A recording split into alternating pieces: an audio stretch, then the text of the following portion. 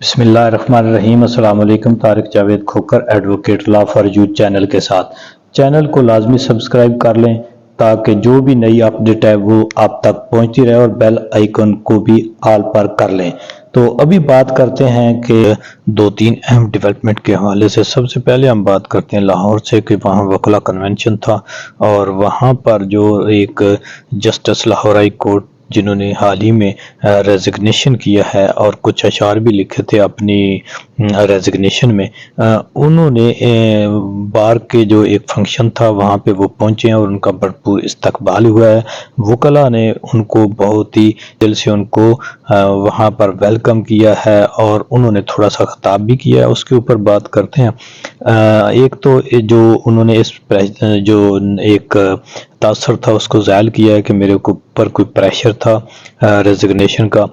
تو انہوں نے یعنی یہ تاثر دیا ہے کہ انہوں نے جو ریزائن ہے وہ اپنے ضمیر کے حوالے سے دیا ہے، کیونکہ وہ سمجھتے تھے کہ چونکہ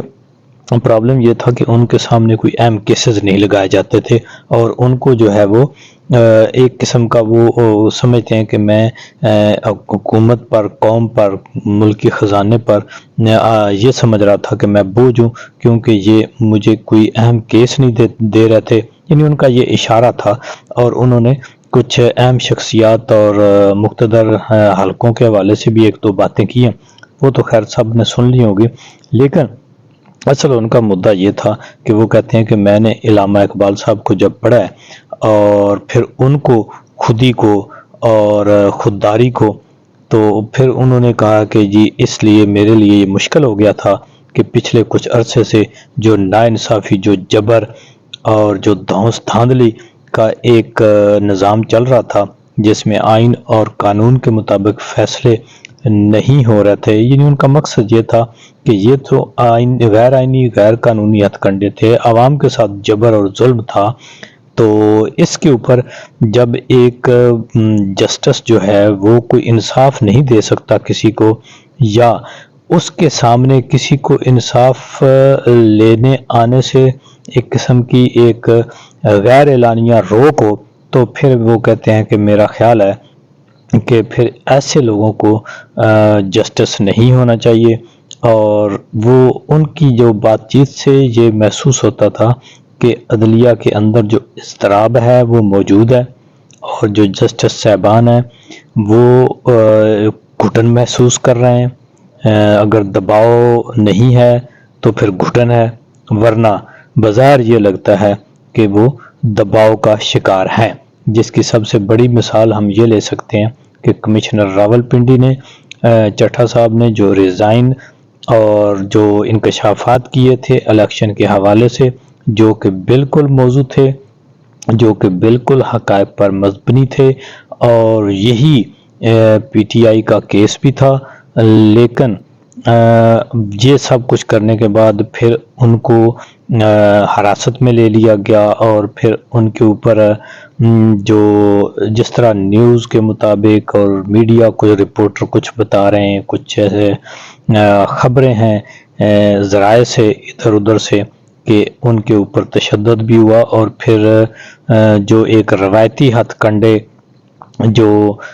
کسی مارشل لا میں بھی اس سے پہلے نہیں دیکھے، وہ دیکھے کہ جس میں غیر اخلاقی قسم کا ٹریٹمنٹ، یہ ساری چیزیں تو خیر اب آہستہ آہستہ باہر آئیں گی، تو اس کے بعد وہ ٹوٹے ہیں، لیکن ان کا ابھی تک کوئی مستند بیان تو سامنے نہیں آیا۔ مستند تو یہ ہے کہ وہ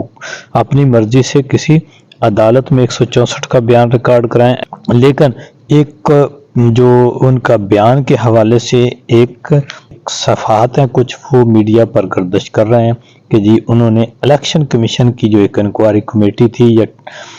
اس کے سامنے بیان دیا ہے۔ اب دیکھیں الیکشن کمیشن پر الزامات لگے ہیں، اور الیکشن کمیشن ہی اس کی انکوائری کر رہا ہے۔ یہ ایک عجیب بات ہے کہ جس خود ہی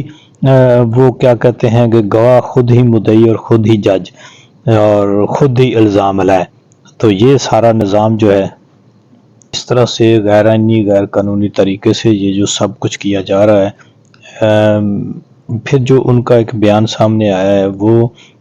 اس کی کوئی حیثیت نہیں ہے۔ وہ پہلے والے بیان ان کا ایک عہدے کے اوپر تھا، اور جب وہ ایک اپنے اس کے اوپر مکمل طور پر جو ہے وہ کاربند تھے، تب انہوں نے جو بیان دیا تھا اس کو سمجھا جائے گا کہ وہ جو بیان ہے وہ ان کا آزاد بیان تھا، اپنی مرضی سے تھا، بغیر کسی جبر اور اکراہ کے تھا۔ لیکن یہ دوسرا جو بیان ہے جس میں بہت ہی خطرناک قسم کی جو ہیں وہ خبریں آ رہی ہیں، اگر یہ ایسا ہے تو پھر یہ تو میرا خیال ہے کہ وہ جو جج دلاور والی بات ہے۔ بہرحال اس کے اوپر مزید کچھ اسی وقت کہا جا سکتا ہے جب وہ خود کوئی 164 کا بیان دیں، بلکہ اس پچھلے عرصے میں تو 164 کا بیان بھی اسی طرح لیا جاتا رہا ہے، چونکہ یہ ایک جبر، ظلم، فسطائیت کا دور چل رہا ہے، اور اب یہ جو ایک ٹولہ مسلط ہو رہا ہے یہ میرا خیال ہے کہ اب ایک نہ رکنے والا سلسلہ ہے۔ دوسری طرف جو ہے ملاقات ہوئی ہے عمران خان صاحب سے، آج ایک وکلاء کی بھی ایک ٹیم کی، کچھ پولیٹیکل بھی ملاقات ہوئی ہے، جو سابق کشمیر کے وزیر اعظم ان کی بھی ملاقات ہوئی ہے، تو بڑے خوشگوار انہوں نے وہاں پر خبریں دی ہیں کہ جی عمران خان صاحب مکمل صحت مند اور بالکل وہ بھی ٹوٹے نہیں ہیں، اور اگرچہ ان کے جو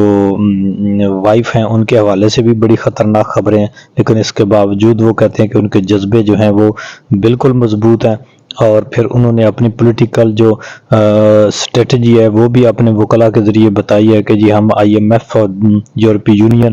اور ان لوگوں سے بھی رابطے کریں گے اور ان کو بتائیں گے کہ یہ جو حکومت بننے جا رہی ہے، جیلی مینڈیٹ کے ذریعے حکومت بننے جا رہی ہے اور جس کی عوام میں کوئی جڑیں نہیں ہیں، یہ بہت ہی دھاندلی زدہ حکومت ہے، اور اس طرح سے یہ جتنے لوگ بھی حکومت پر جمع ہوں گے یہ سب جو ہیں وہ یہ ایک دھاندلی کی پیداوار حکومت ہے۔ تو پھر انہوں نے کہا ہے کہ ہم اپنی جو اسپیشل سیٹیں ہیں وہ لینے کی بھی بھرپور کوشش کریں گے۔ سب سے اہم ایونٹ جو ہے وہ ہوگا کہ جو پنجاب اسمبلی کا اجلاس، جس میں ایک نقلی مینڈیٹ کے ذریعے ایک حکومت بنانے کی کوشش کی جائے گی۔ اس نقلی اور جو جیلی مینڈیٹ والی پنجاب حکومت ہے، اس کے باہر یا اسمبلی کے اندر یہ بہت زبردست قسم کا پروٹیسٹ کریں گے جو پنجاب کے جو ممبرز ہوں گے صوبائی اسمبلی PTI کے، یا دیگر جو ان کے ساتھ اتحادی جماعتیں ہیں PTI کے ساتھ، وہ تو یہ ایک بڑا تگڑا قسم کا ایونٹ ہوئے گا۔ اور ایسے ہی یہ جو ان کی ایک پروگرام ہے کہ ہم بالکل سیدھا سیدھا یہ حکومت کر لیں گے، ان کو جبر اور ظلم کا جو یہ جو سلسلہ ہے یہ جاری رکھنا پڑے گا، یہ لوگوں کو اٹھائیں گے، غائب کریں گے،